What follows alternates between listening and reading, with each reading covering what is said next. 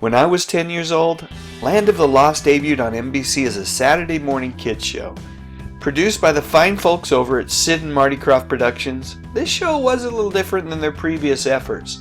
This time the stakes were higher, as the Marshall family are transported from our world to another one where prehistoric dangers are around every corner.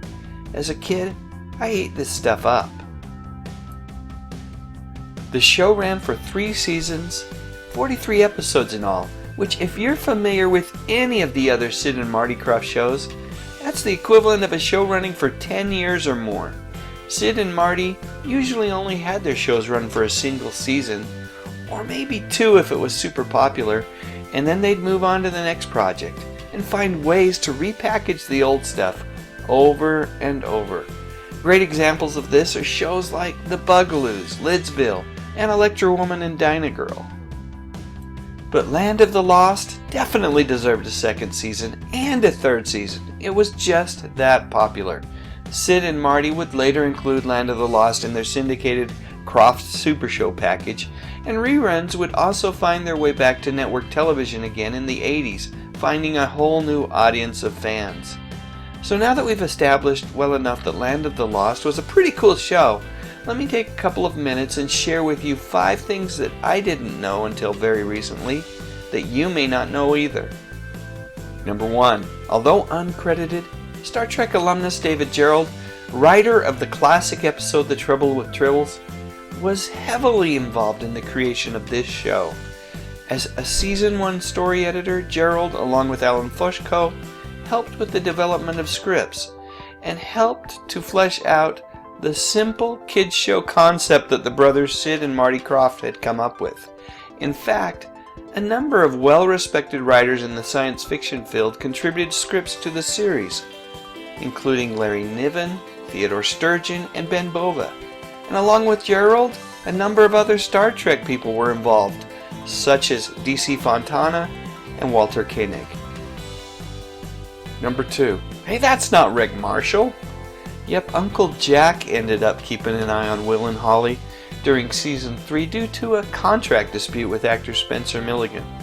Milligan not only wanted a raise, but he wanted to be compensated for the use of his image on the merchandise being sold to kids everywhere. Instead of addressing Milligan's concerns, the decision was made to send Rick back to Earth and through a series of convoluted events, transport his brother Jack, who had been dutifully searching for the Marshalls, into their alternate reality. Veteran actor Ron Harper, hey, I remember him from the TV version of Planet of the Apes, was brought on board to play Uncle Jack. Number 3, when ABC remade the series in 1991 with a different family, the Porters, the character of the beautiful jungle girl Krista was originally intended to be Holly Marshall, still trapped in this prehistoric reality. Unfortunately, for whatever reason, the deal with Kathy Coleman, the actress who played Holly in the original series, never got made, and as a result the character was rewritten to be Krista, a girl who came from 1960s San Francisco and was transported into the Land of the Lost when she was very young. Number 4, that 2009 movie starring Will Ferrell, well, the Krofft brothers aren't that fond of it. I guess that shouldn't be too much of a surprise because most people aren't in love with that movie, and critics absolutely hated it, citing it as a low point in Will Ferrell's career.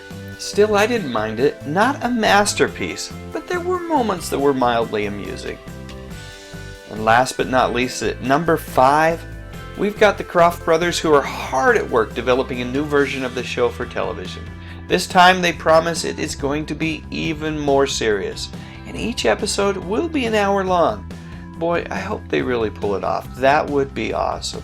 I also hope that this remake involves the Marshall family, all of them. Rick, Will, and Holly, and what the heck, maybe even Uncle Jack. So there you go. Are you a fan of Land of the Lost? If so, which version? The 70s version, the 90s version, or maybe even the Will Ferrell movie? It's okay if you liked it. I did. Let me know in the comments section below, and while you're at it, give me a thumbs up and think about subscribing to my channel. I talk about music, movies, and television, mostly from the 60s, 70s, and 80s. You know, the good stuff. And as always, most importantly, thank you so much for watching.